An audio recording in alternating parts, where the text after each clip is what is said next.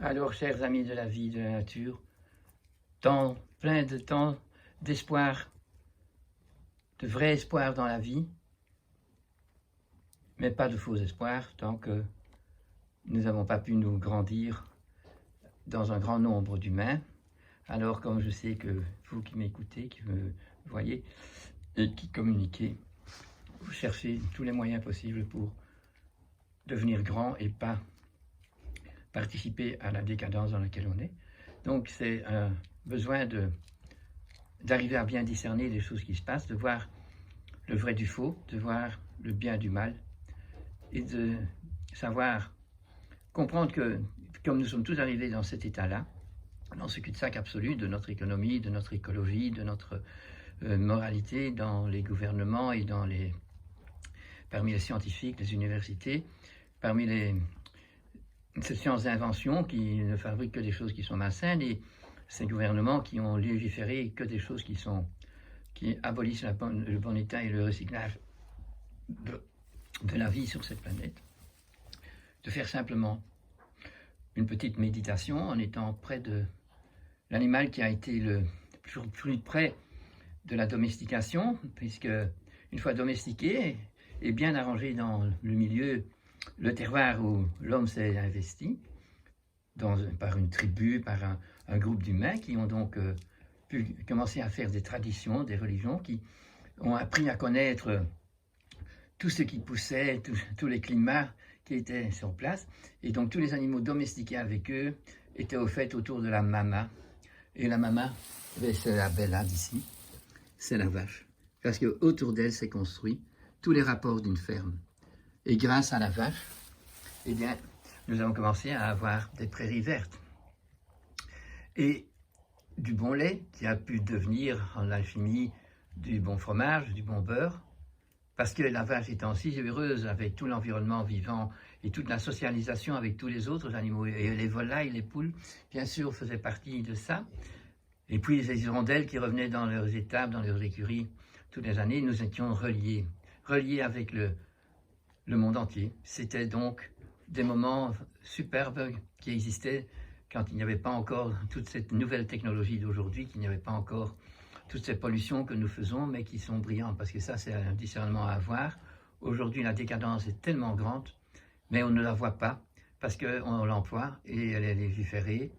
et on ne voit pas que les hardware qui sont jusque dans l'espace, tous ces satellites sont vraiment d'une décadence pour le bien-être, pas seulement de notre planète, mais de tout l'espace environnant de notre planète, parce que tout est connecté. Et c'est grâce aux autres astres que nous avons notre planète unique, qui est fait avec de la gravité, avec la couche d'ozone pour ne pas laisser le plein d'air s'échapper dans l'espace, où il n'y a rien qui est connecté, il n'y a pas de molécules, il n'y a pas de gravité, et que si vous y allez et que vous êtes habillé dans votre scaphandrier pour l'espace et qu'il y a une ouverture qui se fait, eh bien vous êtes décomposé aussi vite, il n'y a pas une cellule qui vit là. Eh bien, ici, on est dépendant de tout ça, et on doit le remercier, cette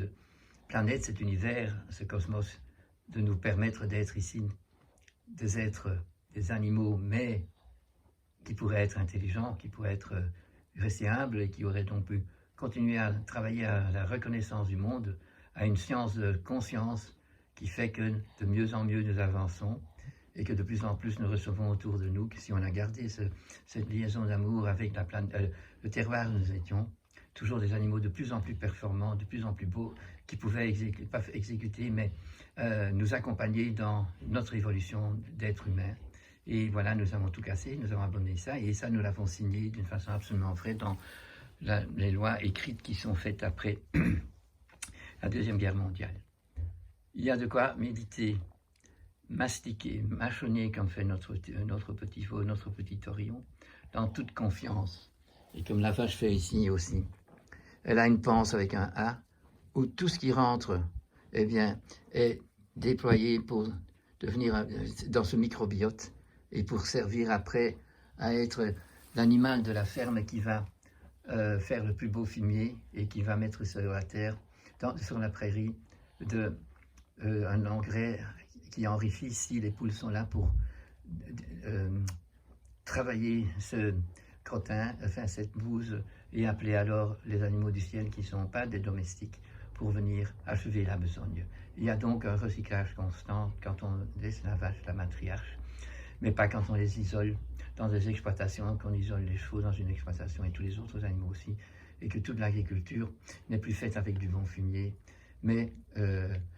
avec des engrais chimiques qui sont légiférés. On a mis la liste des engrais chimiques comme s'il y en avait un seul qui pouvait être bon. On a mis les produits qu'on peut mettre contre les puces lactiques et tout ça, et même les gens qui ont des animaux domestiques emploient ça aveuglément. Ils achètent des salades bio, mais ils mettent à leur chien et leur chat des produits qui doivent exécuter. Donc exterminer les puces,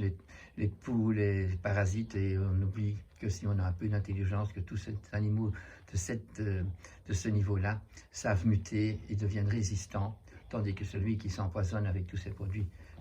va commencer à faire des maladies chroniques débilitantes qui vont demander encore de nouveaux médicaments, et que si vous avez mis ça à votre chat et qu'il est dans la maison, eh bien, ces produits vont à 20 mètres de là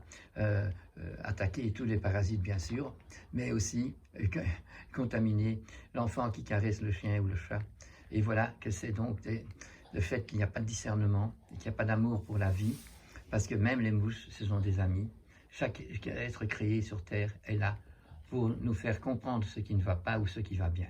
Et alors, il faut donc savoir que s'il y a beaucoup de mouches dans votre maison, il suffit d'enlever la pomme qui est pourrie. Ou bien si ce sont des mouches qui sont fluorescentes en vert ou en bleu, nous savons que c'est parce qu'il y a des crottins ou de la viande pourrie dans la maison. Et donc il suffit de chercher où ça se trouve et ça s'arrangera tout de suite. Il ne faut jamais exterminer des animaux. Il faut ne pas les inviter car ce sont des animaux qui viennent pour un recyclage de choses sales que nous avons mis, et on doit les accueillir quand c'est les abeilles qui viennent butiner les fleurs et nous donner du bon miel, et en même temps voir que tous les arbres sont inséminés. Voilà avec quelle paix ce taurillon se trouve ici dans sa paille à mâchonner, à faire ses éructations et à ruminer. Et voilà sa maman qui est là, dans la paix absolue. Alors, prenons encore une minute à les observer et à penser avec un E. Pendant tout ce temps-là, votre corps entier travaille en symphonie avec sa biologie qui est son code génétique. Et alors ce corps, quand il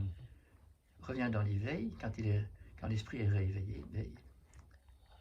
il y a une amélioration de toutes les fonctions. Et surtout, mens sana in corpore sano,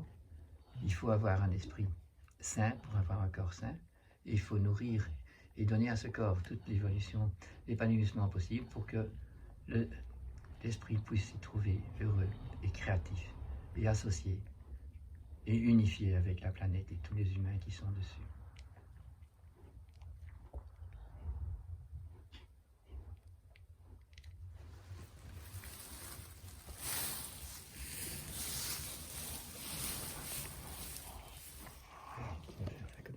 Ah non, oui, comme ça. Je crois que comme ça, on se voit tous les deux. Hein? J'espère, du moins, c'est un essai de cinéaste. Hein? J'espère que ça a marché. Enfin.